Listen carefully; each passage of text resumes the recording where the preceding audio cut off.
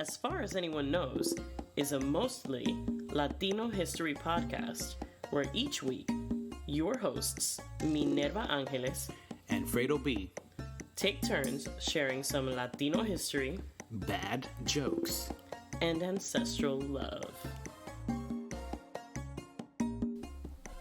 Welcome to another episode of As Far as Anyone Knows. I'm your host, Fredo B. And I'm your co-host, Minerva Angeles. And today we're going to continue our Black History Month celebration by talking about one of the fathers of Black history. But before we get into that, Minerva, what's on your mind?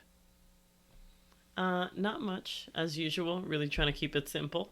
Just kidding. I'm overwhelmed with all of life. What's overwhelming? I mean, we're in the middle of a pandemic, a recession, where we've been quarantined since last March. I don't see what you're overwhelmed by. Yeah, I don't know. I'm just, I'm probably just not focusing on gratitude. You know what I mean? You got to focus on the good things in life. Yeah, and then all the other bad things just don't, seem bad or whatever. That's how that works, right? So, to support a lot of my mental needs during this time to keep me focused on positivity and love and gratitude, I just go down wormholes on Instagram depending on the accounts, and I sort of rediscovered an account recently that had me just cracking up because I think this guy's hilarious. He is the guy who had a video where he pranked his girlfriend. It went viral and he woke her up in the most obnoxious way imaginable. And I remember that video. He sang well, I don't think he was singing Maxwell, but he was singing to the tune of Maxwell, A Woman's Worth. Woman's Worth, which is a beautiful song. Would you like to be woken up like that? I would not. He had, I guess, like an amp or something. Like it looked like a karaoke amp. Can you sing a little bit for me? I will do that for you. In real falsetto, he was just like, "You're late for work. You're late for work." That's beautiful. Beautiful. Thank you. And he really woke her up like that. And that was wild disrespectful. And all she did was hit him with a pillow.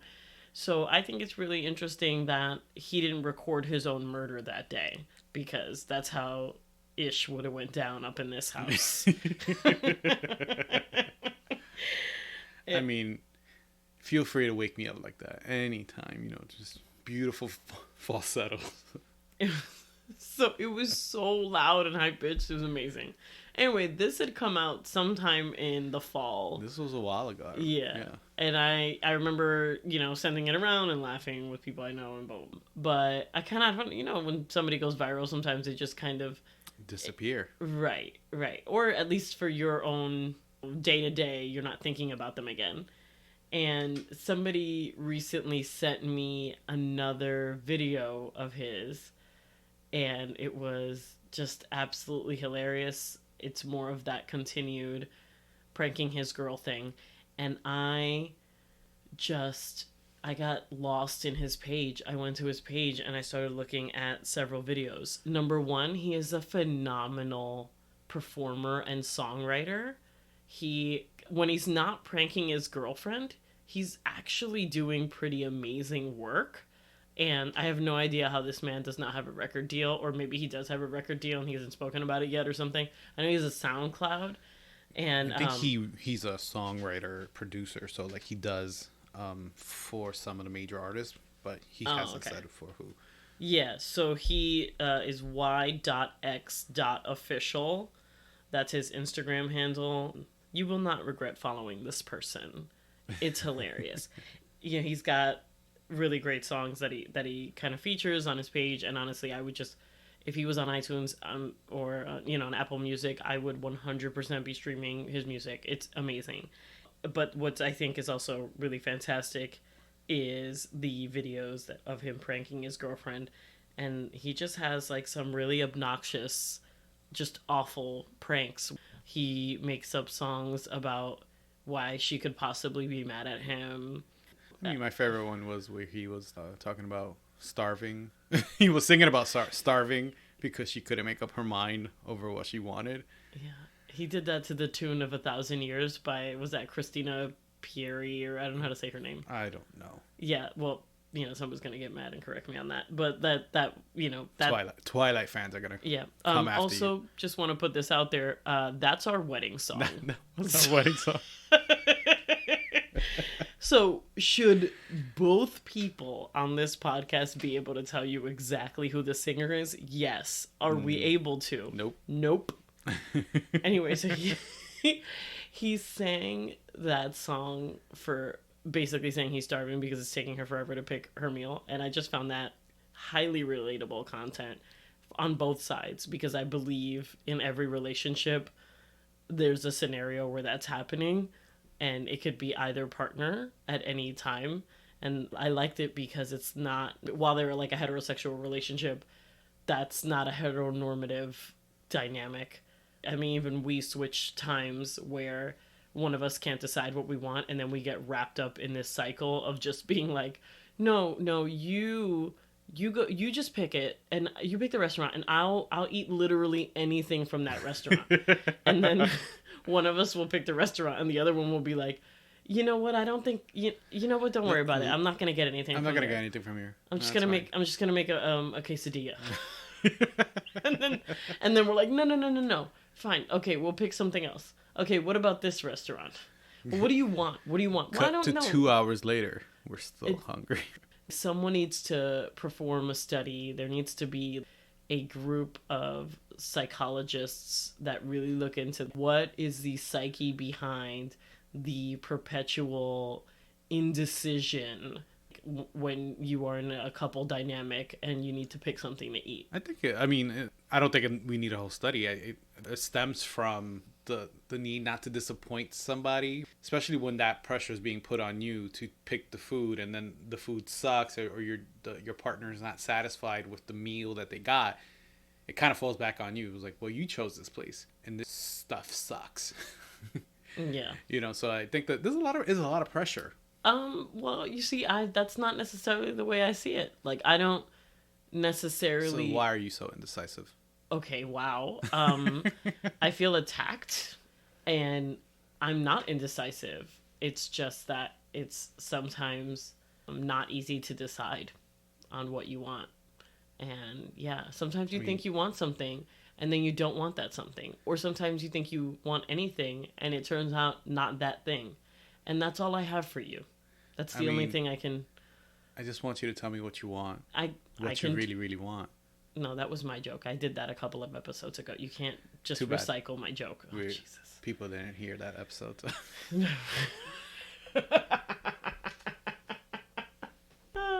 The good. Millions of listeners we have. Our millions and millions of followers. Thank you, everybody, for supporting the podcast. But, going back to what you originally brought up, I've gotten into those like rabbit holes where you just start searching. I did it with this guy. You sent me the clip, and I was like, who is this person? And we were literally on two separate areas in the house, sending each other videos because we were both on the same person's Instagram. Like, did you see this one yet? But yeah, he's not the only person that I've done that with. I've definitely gone down the rabbit hole of like looking in on, somebody's social media. Like, I'll do it on Twitter too. Like, if I find but usually I do it on Twitter to kind of vet the person, because I'm not going to follow you over one good tweet. I'm going to be like, well, let me see what else you got. And then just go, and then it just goes through you go down a wormhole of just like, wow, you're just reading tweet after tweet, or in the case of Instagram, you're seeing all the posts and seeing what kind of person this is. That's why I go down these rabbit holes. And after like about 20 minutes of me going through his videos, I did follow him. No, he has earned a lifetime follow from me. Yeah, for sure. Yeah. Good work. Very good work. Okay. All right. So today we're going to be talking about as I mentioned at the top of the show, we're going to be talking about one of the many fathers of Black history, a man by the name of Arturo Alfonso Schomburg. Minerva, I'm assuming, being a person from New York, you have heard of this name before. Yes, I have been to the Schomburg Center. Exactly. So in Harlem, we have a whole Schomburg Center. But I think what tends to happen is, and I know that this was true for me, I didn't learn more about who the center was named after till I got into college and well into my major of Puerto Rican and Latino studies, where you really like, oh, and it was kind of sort of passive too, like, hey, did you know that this guy was Puerto Rican? I was like, I didn't know that he was Puerto Rican. I definitely want to talk a little bit more about him and highlight him. He's incredibly important, not when we're talking about Black history, in every aspect of the diaspora. Born in 1874, this is just 1 year after the abolition of slavery in Puerto Rico, which at the time was a Spanish colony. Arturo Alfonso Schomburg was born in the town of Santurce, which is a municipality in San Juan, Puerto Rico. His mother was Mary Joseph, a freeborn Black midwife from St. Croix in the Danish West Indies, and his father, Carlos Federico Schomburg, a merchant and son of a German immigrant in Puerto Rico. Schomburg was an innovative and pioneering figure of early 20th century New York City as a book collector and archivist. Well known for those activities, he was also autodidactic, which is somebody who's self-taught. While he did go to some institutes in the Caribbean, he didn't go to like a formal university here in the United States. He doesn't have a formal degree in that sense. So everything that he learned, he was self-taught. That's amazing. He was also a prominent Freemason, a writer, and an institution builder. So again, while many are aware that there is a library named after him in Harlem, they often have no idea about the man himself. Before I go further, I want to read a quote from a speech delivered by Arthur Schomburg to the teachers' summer class at Cheney Institute in Pennsylvania in July 1913, a year that marked the 50th anniversary of the Emancipation Proclamation. Today, the institute is known as Cheney University of Pennsylvania. Cheney is the oldest African-American institution of higher learning in the United States. I am here with a sincere desire to awaken the sensibilities, to rekindle the dormant fibers in the soul, and to fire the racial patriotism by the study of Negro books. So for Schomburg, education was a key in the ongoing quest for freedom for peoples of African descent, not only in this country, but throughout the world.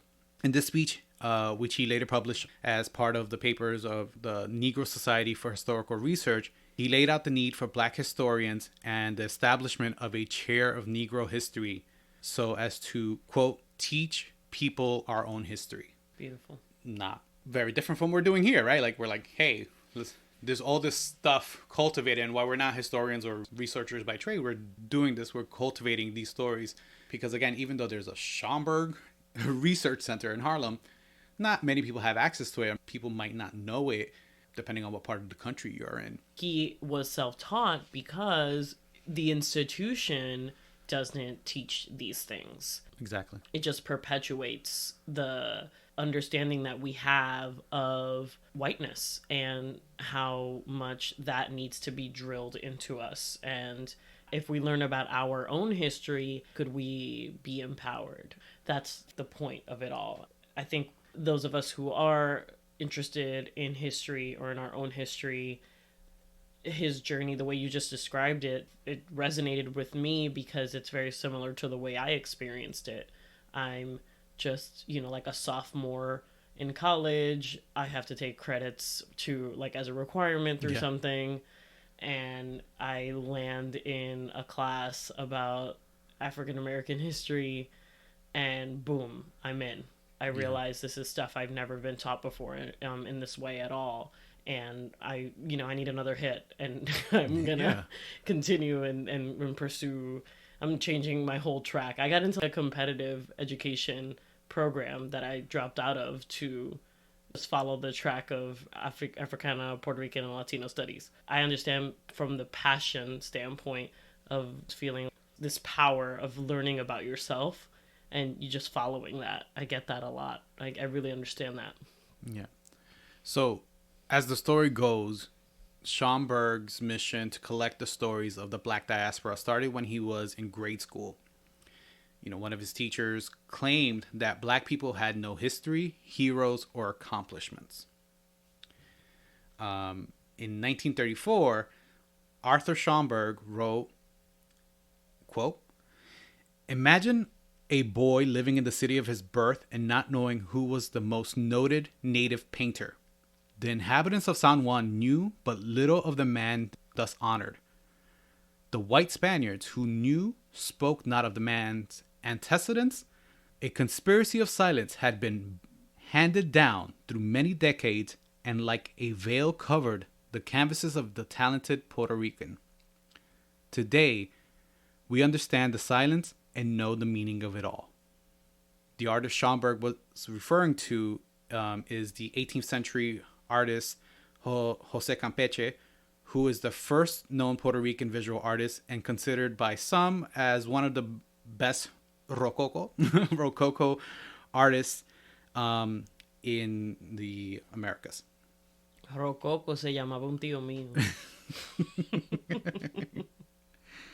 So, Campeche's father was a freed slave man born in Puerto Rico, and his mother was a mestiza woman from the Canary Islands, which would make Campeche a black man, or at least a mixed race black man, but mostly black. Within the first paragraph of Schomburg's piece, he makes a distinction in race, highlighting how white Spaniards deliberately concealed Campeche's African heritage, all the while celebrating his accomplishments. This is, again, him as an older man recounting these stories of his youth where there were heroes there. Jose Campeche is an example of that, where he wasn't told that this man was black. Yeah, we're going to celebrate him. We're going to big him up, but we're not going to tell you that the parts that we don't want to be known, right? Because we don't want to be associated with blackness. And it just, again, goes back to the anti-blackness that is prevalent in Latin America, in the Caribbean. Yeah, we see this happen a lot with a lot of great heroes in Latin America. This happens with the lightening of the skin in depictions of artists over time, and in the way that they are remembered when the stories are told and passed down. Yeah, especially back then, this was Jose Campeche lived during the 1700s. There was no cameras, right? There was no pictures. Not take a selfie. So there was just like paintings, and to your point, they, for all we know, they lightened the skin up even more in the paintings. So at the age of 17, Schomburg migrated to New York City in 1891. Almost immediately, he became involved with the liberation cause of the Caribbean colonies, joining the Partido Revolucionario Cubano, or Cuban Revolutionary Party, as well as co-founding Los Dos Antilles, the Two Antilles, in 1892. So this man, at the age of 18, was over here co-founding a liberation movement and being part of another one. Meanwhile, at 18, I think I was working at KFC. Yeah. Yeah. I mean, different times, but also yeah, very impressive. Very impressive. So both groups disbanded after the conclusion of the Spanish-American War in 1898, with the United States annexing Puerto Rico and establishing a military government in its new protectorate of Cuba, which gained self-rule 4 years later in 1902. In 1911, he co-founded and served as Secretary-Treasurer of the Negro Society for Historical Research, an organization formed with the explicit mission of combating contemporary racial prejudice by finding documents attesting to the breadth of knowledge of Africans and their descendants in the United States.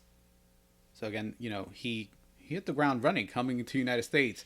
In a span of 20 years, he established himself as a major player in not only a revolutionary movement, but also, I guess they were all revolutionary, right? Because Then he established himself in as a prominent person for the Black Historical Society. Schomburg became involved in the Harlem Renaissance movement, which spread to other African American communities in the United States. The concentration of blacks in Harlem from across the U.S. and Caribbean led to flowering of arts, intellectual, and political movements. He was the co-editor of the 1912 edition of Daniel Alexander Payne Murray's Encyclopedia of the Colored Race.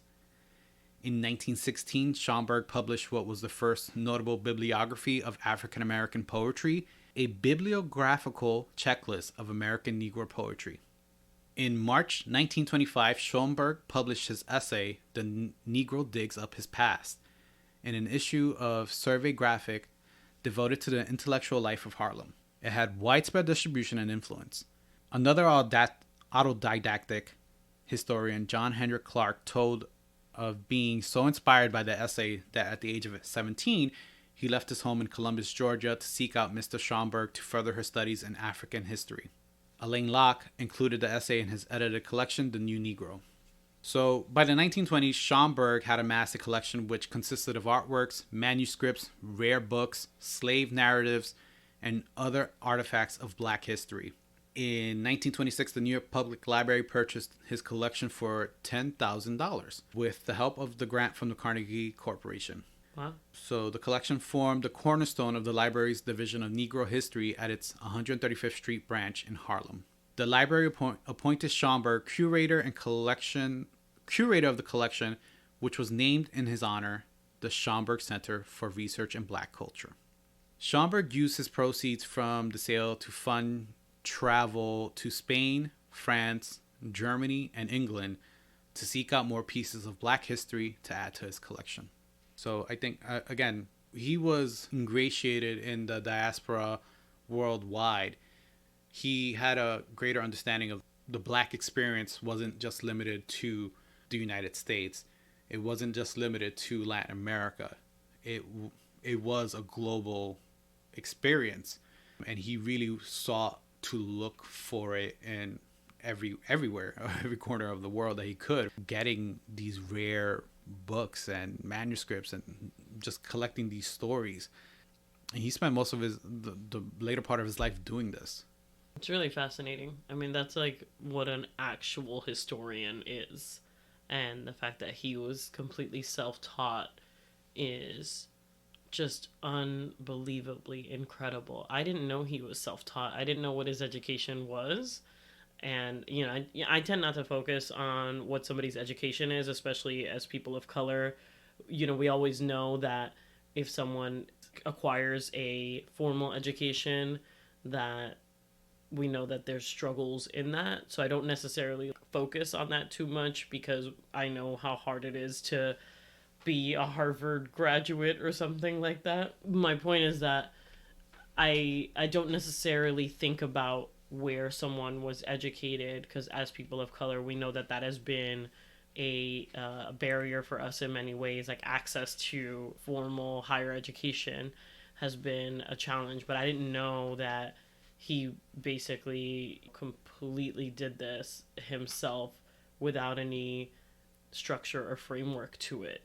And he created this entirely. He's like Dewey Decimal. Yeah, amazing. you know, again, with him being somebody that we kind of sort of take for granted and being part of the history, right, of black history and Puerto Rican history, very seldom do we kind of dig into these people. And I kind of sort of took for granted, or I assumed that he was educated, like, and at one of these elite colleges, right? Mm-hmm. Kind of similar to other, especially since he was involved in the revolutionary movement for Cuba and Puerto Rico. Like some of his contemporaries, like, you know, at the time, they were college educated people. They were Harvard educated, like Pedro Luis Campos. All these people who would later come out of this movement, Petantes, they were highly educated people. Mm-hmm. So I just figured, yeah, he's one of them. Yeah, I mean, he is highly educated. He Well, just didn't. self-taught. Right, but he just didn't have the stamp of approval from a white institution, you know? Exactly. That's So, what I meant by highly, educated, like a formal education in one of these institutions that of higher learning that are white centered. right, yeah. I mean, and that's almost better, right? Because this is often what we deal with as people of color. We go to these institutions and we get educated on the things that are directed and led by the institution that perpetuates our oppression. So being self-taught in and of itself is revolutionary, because that in itself is a form of resistance. Yeah. I'm really inspired by him. I And, didn't know that. and back to your point that you made earlier, where, I think it's worth noting, to a certain degree, he had to be self-taught, right? Because like none of these institutions were teaching Black history. He created it. There wasn't a framework. Well, he was one of the founding fathers of Black history. He wasn't the only one. So Schomburg, for those of you who have been listening closely, you notice that I've gone between calling him Arturo and Arthur. That was intentional by my part, or not really my part. It's really his doing. He kind of went through his journey of self-discovery as well, and that's a part of the narrative. Everything that I listed so far is kind of just like on the surface stuff, really. But one of the things that we don't talk about, where is a little more prevalent, is his journey of self-discovery. So he throughout his life, he goes from Arturo Alfonso Schomburg to Arthur Schomburg, and he pens some of these letters, journals, and the such essays under that name, to A.A. Schomburg, and then returning to his birth name in his final years. I think that's significant in showing the nature of and how complicated self-identity is. We've gotten into these discussions of Afro-Latinos and being black, a black Latino within the framework of the United States, where he did a lot of his work, right? So coming in as a migrant from Puerto Rico, he was very much Arturo, right? But the community that embraced him was the Black American community. So it's not unusual that he would then transition to being Arthur and kind of being known in that circle that way, right? And kind of taking on that moniker and really owning it as being a black man in America. And I think, he's one of those people who, if he was alive today, he would definitely identify as Afro-Puerto Rican. He has, again, said, he has been known to talk about the fact that being black and being Puerto Rican are not mutually exclusive. This was later on in his life. I think that's when he came more full circle for him, right? Where he came to learn that. So in many ways, he's also, a father of the Afro-Latino movement. So I think that's something that needs to be highlighted, because, when we talk about Afro-Latinidad and what does that mean, or what does it mean to decolonize, because he definitely went on that path and the journey to kind of find the history that went against what the colonial system set in place, which is what that teacher had told him, right? Like, black people don't have a history, black people don't have heroes. He went on that path of discovery, and I think what we're doing now with the Afro-Latino movement and really like embracing and honoring our ancestors that were black speaks a lot to what he did and the work that he did. Yeah.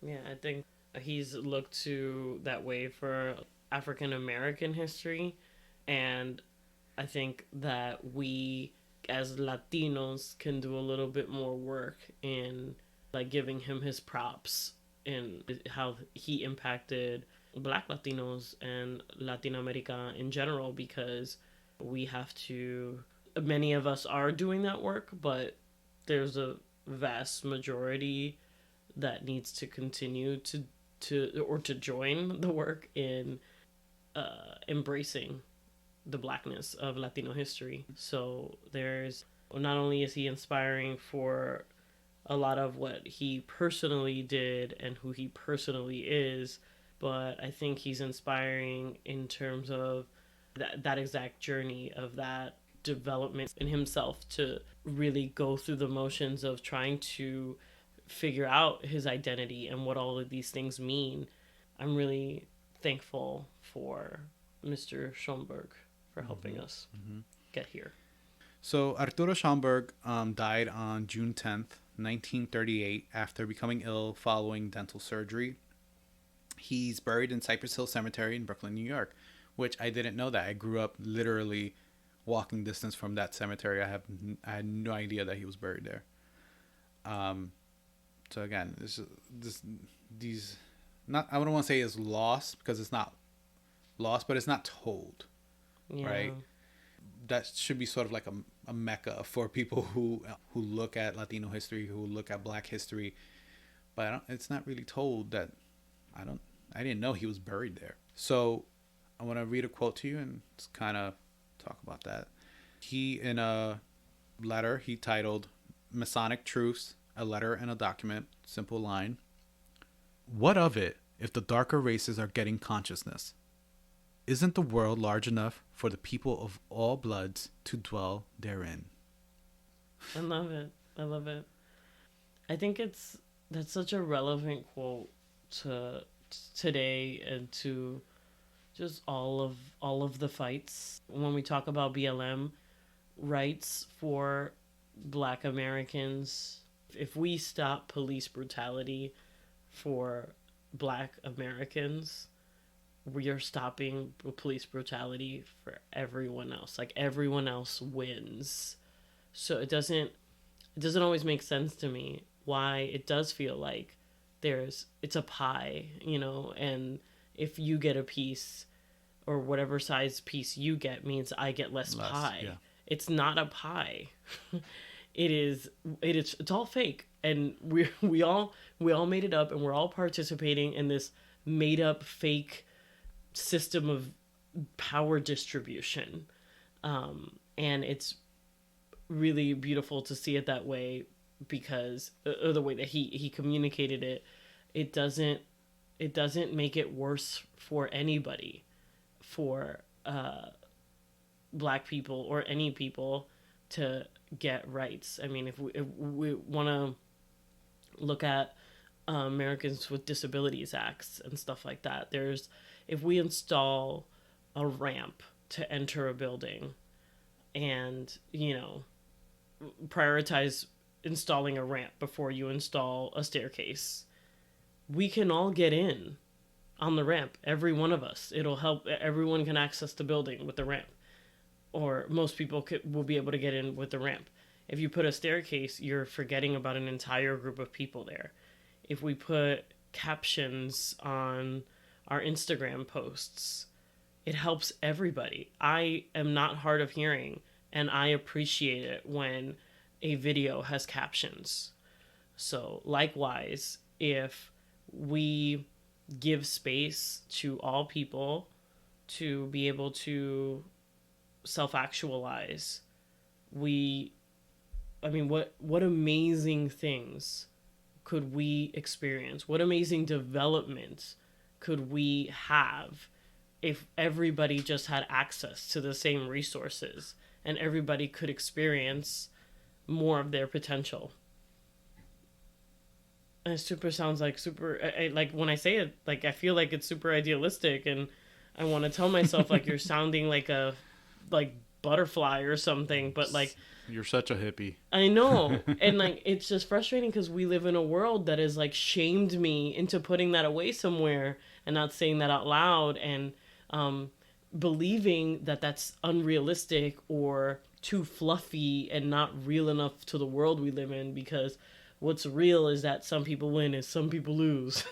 And the truth is, you know, we could all win. Yeah.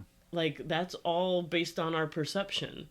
So we're creating a win-lose situation to benefit other people for reasons that don't make any sense. I think I saw a tweet this week. It was funny, but it was really accurate. Like, if there was a monkey, if scientists were studying monkeys, and one of the monkeys was hoarding all the bananas and wasn't sharing bananas with the other monkeys and like watching those monkeys starve, we would be studying that monkey because we would be identifying that monkey as having something wrong with it.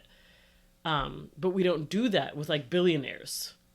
It's like the same sort of concept, or yeah. I don't know if it makes any sense to people listening, but to me, it just feels like it's the same idea. It's just capitalism taking and taking and taking for a small group of people, and for a larger group of people to suffer. Careful, Minerva. You're sounding like a socialist.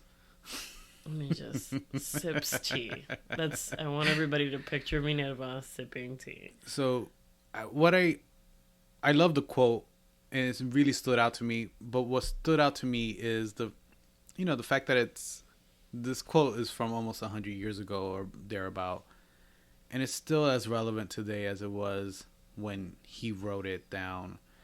And the fact that we are still having the same struggle of it, why my winning means you're losing. Essentially, that's what he wrote. Mm-hmm. Why does it mean that if I win, you lose? Why can't we all win? And I think that's incredibly important. And I think, for those of you who may have apprehensions about Black Lives Matter or, reparations or anything of that, I challenge you to really sit with those thoughts about how you feel and why you feel those feelings. But in any case, that in a nutshell is the story of Arturo Alfonso Schomburg. Of course, there's more to the story, and I invite you guys to really check out one of the books that I was using for the majority of my resource. It's called Diasporic Blackness: The Life and Times of Arturo Alfonso Schomburg by Vanessa K. Valdes. It definitely goes in a little bit deeper about, it contextualizes the time period that Arturo lived in. He, and goes in a little bit about his contemporaries and who he inspired, or who inspired him. And I would definitely ask you to check it out just for a little more context about the time period that he was living in, and he was raised in, and just what was really going on. Another quick piece that just goes another overview of his life. If you really want to hear something from NPR, they have a short little clip podcast called "One of the Fathers of Black History was Afro-Puerto Rican," and it talks a little bit about Arturo Schomburg. And we'll have the title of the book and the link to the podcast clip on the show notes. That's our show for today, as far as anyone knows. Thanks for listening. See you soon. Ha-home. See you soon. Follow us on social media. You can follow our podcast at AFACPod. That's at AFAAK Pod. Or follow our hosts, Minerva, at It's Minerva Angel, and at Fredo_B on Twitter.